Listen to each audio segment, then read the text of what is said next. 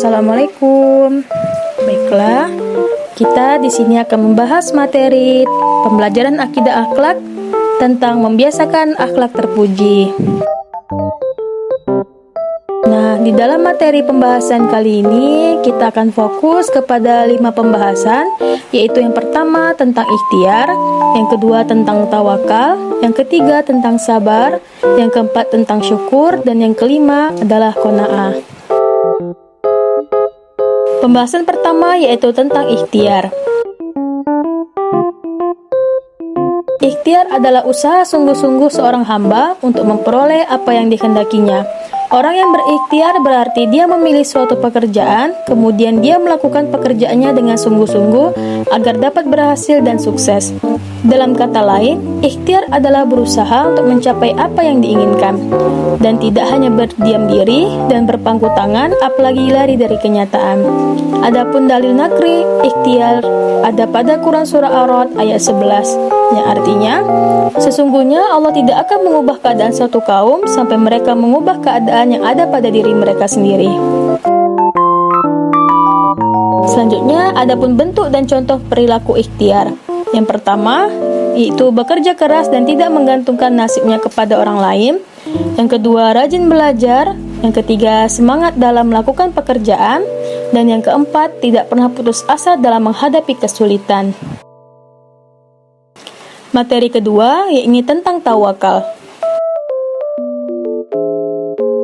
Tawakal adalah menyerahkan suatu urusan kepada kebijakan Allah Subhanahu wa Ta'ala yang mengatur segala-galanya. Berserah diri atau tawakal kepada Allah adalah salah satu perkara yang diwajibkan dalam ajaran agama Islam. Berserah diri atau tawakal kepada Allah dilakukan oleh seorang muslim apabila sudah melaksanakan ikhtiar atau usaha secara maksimal dan sungguh-sungguh sesuai dengan kemampuannya.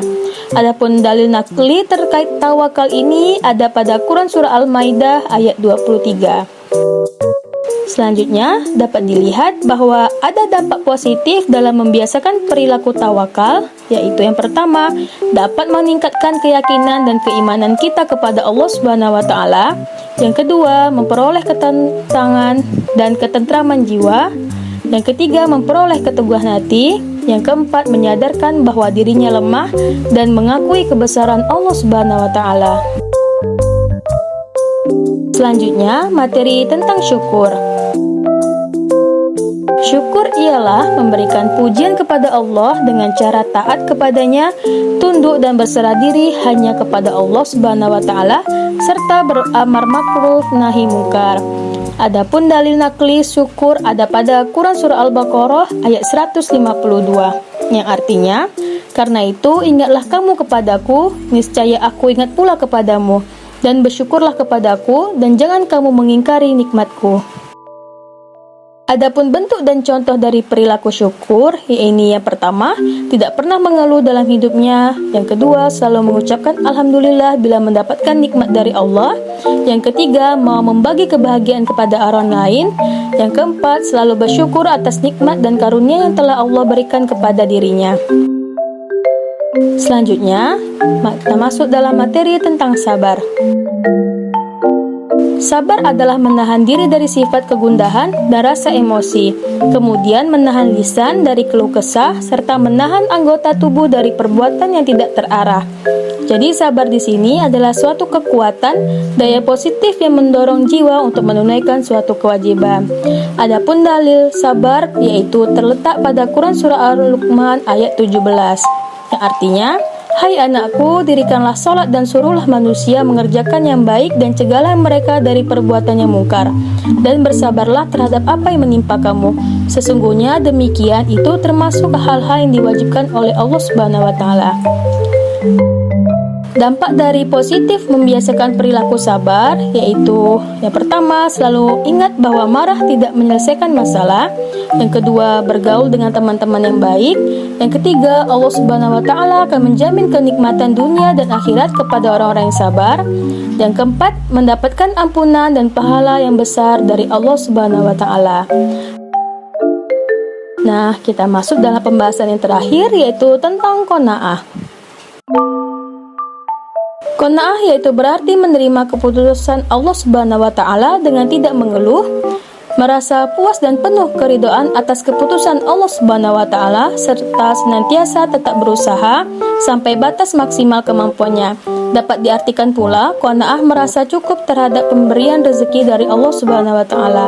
Adapun dalil nakli dari qanaah itu terletak pada Quran surah Hud ayat 6 yang artinya tidak ada suatu binatang melata pun di bumi melainkan Allah lah yang memberi rezekinya. Dan dia mengetahui tempat berdiam binatang itu dan tempat menyimpannya. Semua itu tertulis dalam kitab yang nyata atau Lauhul Mahfuz. Adapun bentuk dan contoh perilaku qanaah yaitu yang pertama, tidak pernah mengeluh dalam menghadapi kenyataan. Yang kedua, merasa senang dengan apa yang dimiliki. Yang ketiga, tidak marah bila melihat orang lain sukses. Yang keempat, rela dengan apa yang menjadi hak orang lain. Dapat dilihat, adapun dampak positif dalam membiasakan perilaku qanaah. Yang pertama, jiwa dan pikiran kita lebih tenang karena terbebas dari rasa iri dan dengki. Yang kedua, mendapatkan kebahagiaan dunia dan akhirat. Yang ketiga, terhindar dari sifat tamak. Dan yang keempat, terhindar dari ancaman siksa yang berat. Selanjutnya, adapun kesimpulan dari materi yang kita pelajari hari ini yaitu akhlak terpuji, yaitu tingkah laku yang terpuji yang merupakan tanda kesempurnaan iman seseorang kepada Allah. Akhlak yang terpuji dilahirkan dari sifat-sifat yang terpuji pula. Ada berbagai macam akhlak terpuji, baik terpuji kepada Allah, kepada alam, kepada sesama manusia, dan kepada diri sendiri. Di antaranya yaitu ada tawakal, ikhtiar, sabar, syukur, dan qanaah. Tawakal berarti sikap pasrah dan menyerah terhadap hasil suatu pekerjaan atau usaha dengan menyerahkan sepenuhnya kepada Allah Subhanahu wa taala. Ikhtiar diartikan juga berusaha karena pada hakikatnya orang yang berusaha berarti memilih. Sabar berarti tahan untuk dalam menderita sesuatu, tidak lekas marah, tidak lekas patah hati, dan tidak lekas putus asa. Bersyukur adalah berterima kasih kepada Allah atas karunia yang dianugerahkan kepada dirinya. Dan qanaah adalah sifat menerima sesuatu yang telah dikaruniakan Allah kepada kita. Menerapkan perilaku-perilaku di atas bukan berarti kita menyerah begitu saja, tetapi berusaha sekuat tenaga karena segala sesuatu hanya di tangan Allah Subhanahu wa taala dan manusia hanya bisa berusaha. Sekian dari saya, semoga bermanfaat. Assalamualaikum warahmatullahi wabarakatuh.